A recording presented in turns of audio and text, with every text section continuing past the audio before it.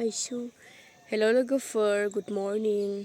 दिनै आं फुंनिफ्रायनो ब्लग स्टार्ट खालामगोन सानदों मानो होनोब्ला दा साननैसोथ' मबाइल गाज्रि जानानै भिडिअखौनो लानो मोनाखैमोन आरो आपल'डबो खालामनो हायाखैमोन बेखायनो दिनै आं एकदमबारे फुंनिफ्रायनो ब्लगखौ स्टार्ट खालामगोन सानदों खिन्थु बिराद मोनसे बेड निउस आरो जोंनि गामियावहाय जोंनि खाथि खालायाव दाउ बेमार सोलिगासिनो आं दायो फारामावसो दङ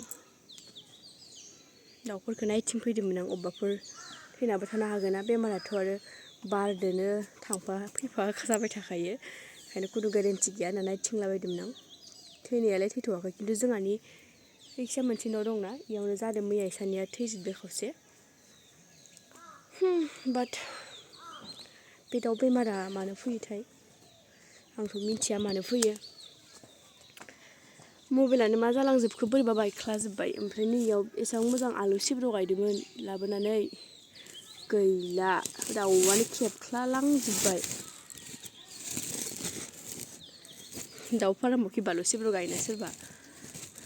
माने जायगाया एसे लांदांखाय आरो हायाबो मोजां इखिनिया एसे ओंखायनो गायना होदोंमोन थांदोंमोनबो एसे गोजौ जाबायमोन दाउआ खेबख्लालाजोब्बाय ओमफ्राय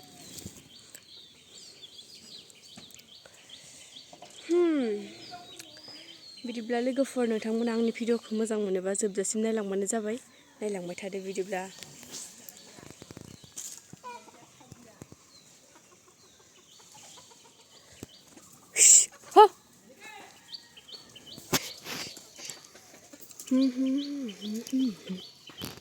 इखि थाहैजोब्बाय खनाखिजा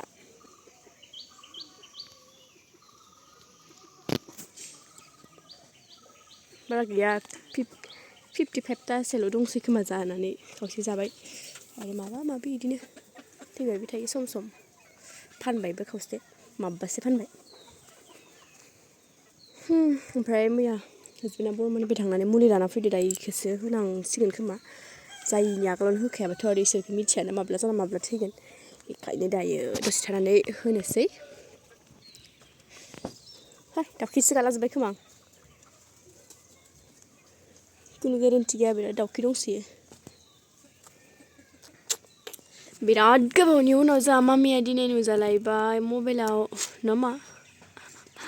दिनैसो भिडिअ नायनो मोनबाय बिराद गोबावसो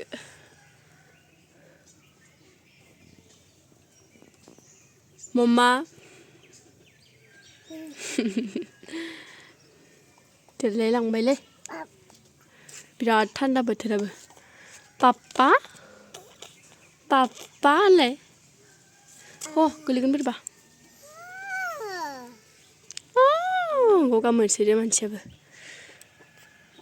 बार बारगासिनो सान्दुं ओंखाराखै 8था जालायलांबाय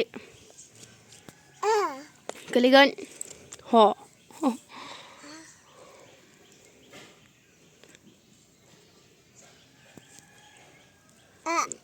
दुस्ट जाबाय